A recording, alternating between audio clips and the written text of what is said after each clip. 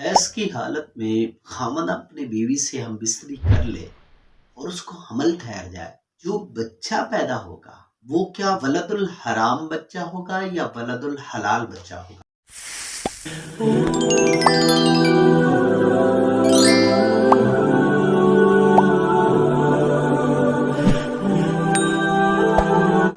قرآن پاک کے اندر دوسری سورت البقرہ، وہاں پہ اللہ رب العزت کا فرمان ہے وَيَسْأَلُونَكَ عَنِ الْمَحِيضِ قُلْ هُوَ أَذًى فَاعْتَزِلُوا النِّسَاءَ فِي الْمَحِيضِ وَلَا تَقْرَبُوهُنَّ حَتَّى يَطْهُرْنَ۔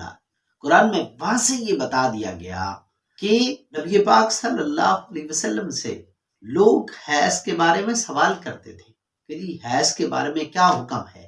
یہودی کچھ کرتے ہیں، عیسائی کچھ کرتے ہیں، ہم مسلمان کیا کریں؟ تو نبی پاک صلی اللہ علیہ وسلم کی طرف اللہ رب العزت نے قرآن کی یہ آیت اتاری اور واضح فرما دیا کہ کیا کرنا ہے۔ اللہ نے فرما دیا وہ لوگ آپ سے سوال کرتے ہیں، آپ ان کو بتا دیجئے کہ یہ حیض گندگی ہے، نجاست ہے۔ حیض کی حالت میں عورتوں سے اعتزال کرو، یعنی دور رہو۔ لا تقربوہن، اور ان کے قریب بھی نہ جاؤ، حتیٰ یطہرن، یہاں تک کہ وہ پاک ہو جائے۔ اب دور رہنے سے مراد کیا ہے؟ ان کے قریب نہ جانے سے مراد کیا ہے؟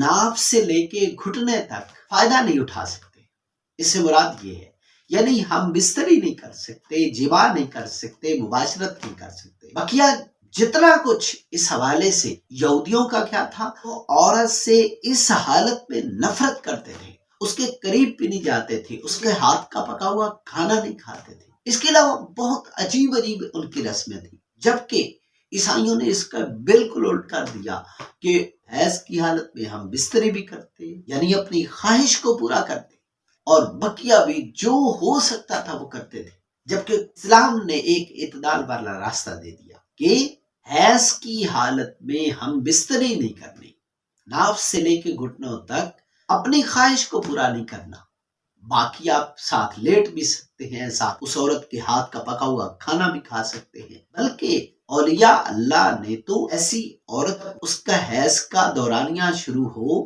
تو اس دوران ایک نمازی عورت، ایک نیک متقی پرہیزگار عورت، اس کے لیے طریقہ بتایا کہ وہ جب نماز کا وقت ہو تو وضو کر کے وہ بیٹھ جائے اور اس نماز والے وقت کے دوران اللہ کا ذکر کرے، تسبیح کر سکتی ہے، ذکر کر سکتی ہے، منع نہیں ہے۔ قرآن کی تلاوت کی غرض سے نہیں کر سکتی، قرآن کو چھو نہیں سکتی۔ جو آپ کا سوال ہے کہ حیض کی حالت میں ہم بستری ہو گئی، حمل ٹھہر گیا، تو وہ بچہ ولد الحرام ہوگا یا ولد الحلال ہوگا؟ تو یاد رکھیے گا وہ بچہ ولد الحرام ہوگا، کیونکہ منع کی ہوئی حالت میں، حرام کی ہوئی حالت میں ہم بستری کی گئی، اس حالت میں حمل ٹھہرا، اس لیے وہ بچہ بھی ولد الحرام ہے، لیکن اس کا نسب اپنے باپ سے ثابت ہوگا۔